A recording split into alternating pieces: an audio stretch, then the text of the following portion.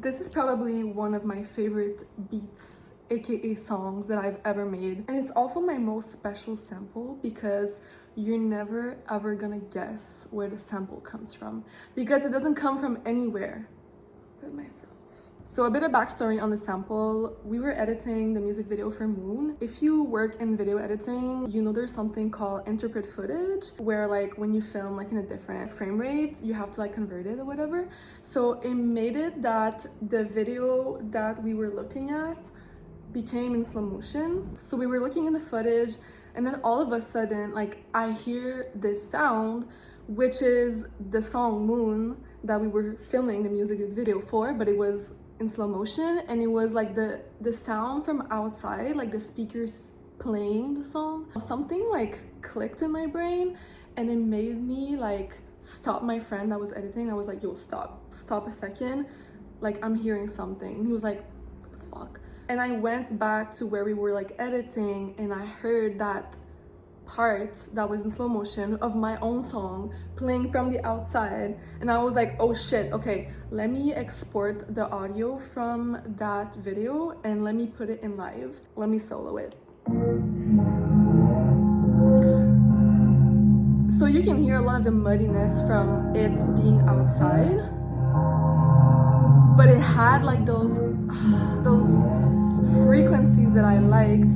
To me it sounded so special, and so I chopped it off and like it became the main sample of the song and the part that I'm most proud of. We're not done with this because I have chopped that sample many times in the song, including in that part here. Like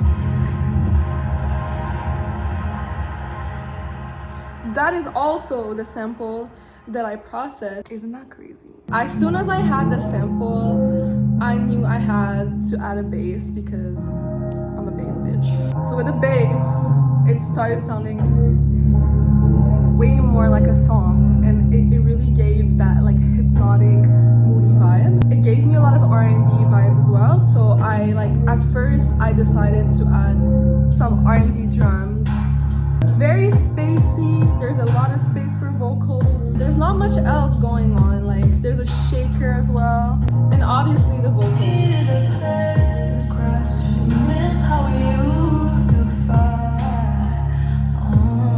The vibe was very much like heartbroken. It inspired me for the lyrics, which are about like the moments when you break up with someone and you know it, you need to break up, you know it's over, but you don't want it to be over and you still care for that person, but also they kind of suck because you want to break up with them. So it's like kind of like a messy lyrical theme where it's like, I know it's over, but like if you need a place to crash, like if you need anything from me, like we still spend so much time together, so like you can always call me. But also when the other job happens, that's when like the lyrics change into something a bit more like dark. Calm down, like we're gonna talk it out, but you don't need to speak to me that way. Why are you talking about me to your friends? Just like messiness, stuff like that. The chorus obviously is like, I want to believe you, but I know what is best for me, which is crazy lyrics, by the way. I know we've been untrue, it's never what it seems to be. In a way, like you're kind of like throwing shade at that person, but in the same time, you know that like a relationship goes both ways. So you're kind of throwing shade at each other, at yourself as well, where it's like, it's never what it seems to be. Like we've both fucked up, like we're not meant for each other, let's just fucking move on, you know what I mean? Now the fun part, we move on from the main sample and then we go into the sample that I show you. We keep the bass going and then we're gonna add the drums, which was one of my favorite things in that song because it has like the Jersey beat vibe where it's like you're like not expecting it, especially with the R&B drums right before. So it's like, you want to kind of move to it, but also it's like very dark and grounding and like kind of sad. This is where I added more synth. So those are serum synth. Once again, very spacey, very like airy. The pre-chorus. You're gonna be super disappointed because there's not a lot of like effects on the vocals in that session, because I used to have a MacBook 2015 and it was dying all the time, so I always had to do a new session for vocals. From what I remember, like the chorus is layered like maybe 4 or 5 times. There's a lot of like airy vocals where it's like ah, but also there's like the chest vocals where it's like I probably put like overdrive, like I EQ'd it and stuff like that. I use a lot of like the H reverb from Waves. This is like a vocal bender reverb. I don't know where I put that. Just hear it. A lot of reverb, a lot of delay. I'm a bitch for vocal samples. If you know me, and if like you did the beat crate, like the from with loop session, you know I'm a bitch for vocals. So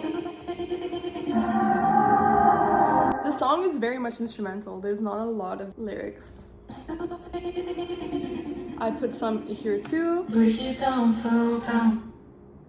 Very choppy, very in your face. Down, down. Oh yeah, okay, I forgot about that. But I love putting little like vocal effects, like I just said. And I think I had just listened to Gasoline by The Weeknd, one of my fucking favorite songs ever. I just love the production on that, just love everything on that song. And he uses a lot of breaths.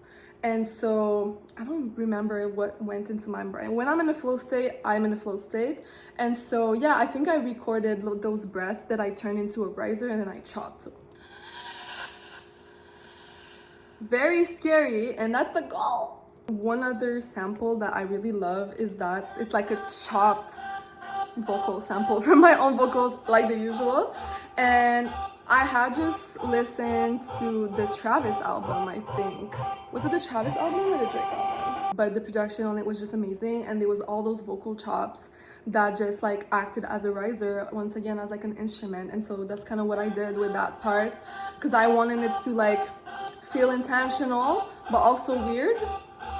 And I obviously put like a vocal bender on it that goes up and down, and it just like switches up. And I really chop that shit, like you can see it, like I manually chop that shit. At the end it becomes way more cinematic, so I added like those kind of like siren-y strings that have a lot of textures and that really like evolve during the whole song to really like make, you don't hear them at first, but then at some point in the song you're like, oh shit, something is like coming onto me, like something is like making my heart like you know. And that's what I love about cinematic music, is sometimes like you don't really hear it until you hear it and until you feel it actually. I kind of kept the same drum pattern that I had going on, but I really wanted it to be more like organic and weird. I think I had like the R&B themed in my head of like, I don't know, there used to be a lot of those toms in the like early R&B shit. I wanted to change it and make it like tribal sounding, but also stay in the same vibe, and just be more organic. And at the end we have, oh shit, I forgot about that. But I have those samples that are also my samples, and kind of like, I think I chopped it from the siren synth, and it just, I wanted it to be weird and in your face and uncomfortable and building once again, and that it ends on a fucking silence. Like I love that shit when it builds and it just makes you feel like something and then it just cuts.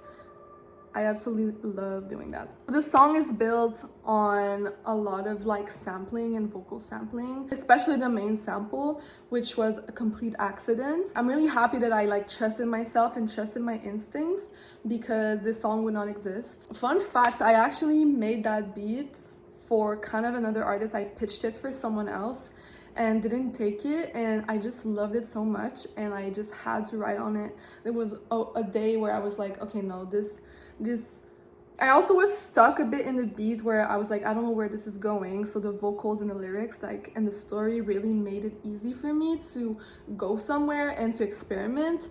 And it's the first song on my album, because I do believe that the song is very much a great first song, because it puts you in a mood and it builds and it kind of like surprises you.